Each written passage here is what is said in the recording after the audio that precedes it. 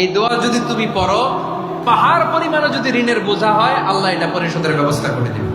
ঋণের বোঝায় যারা জর্জরিত, বিষ্ণু ইসলাম চমৎকার একটা দোয়া শিখিয়েছেন। আমাদের অনেকে ঋণের বোঝায় জর্জরিত, আছে না নাই? এদিকে কেউ আছেন? থাকলে হাত তোলার দরকার নেই, থাকলে এই দোয়াটা পড়বেন। এক সাহাবীর নাম আবু উমামা, নামাজের ওয়াক্ত ছাড়া উনি মসজিদে যেয়ে বসে আছে। বিষ্ণু বললেন, কিরে আবু উমামা, নামাজের তো ওয়াক্ত হয় না, মসজিদে কি? সাহাবী বলে, হুমুমুন লাজিমাতনি ওয়া দুয়ুন।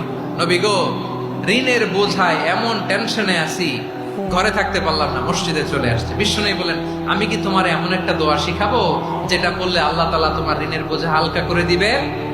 আবু মামা বললেন, ইয়া রাসূলুল্লাহ, অবশ্যই শিখাবেন। বিষ্ণু বললেন, তাহলে তুমি পড়বা, আল্লাহুম্মা ইন্নী আউযু বিকা মিনাল হাম্মি ওয়াল হাযান ওয়া আউযু বিকা মিনাল জুবনি ওয়াল বুখল ওয়া আউযু বিকা মিন গালাবাতিদ দাইনি ওয়া কাহরির রিজাল। ও আল্লাহ, তোমার কাছ থেকে দুশ্চিন্তা থেকে পানাহ চাই, কৃপণতা, ভীরুতা, অলসতা, কার্পণ্যতা, এই সব কিছু থেকে, মানুষের কঠোরতা, আমার উপর মানুষের আধিপত্য এবং ঋণের বোঝা থেকে পানাহ চাই।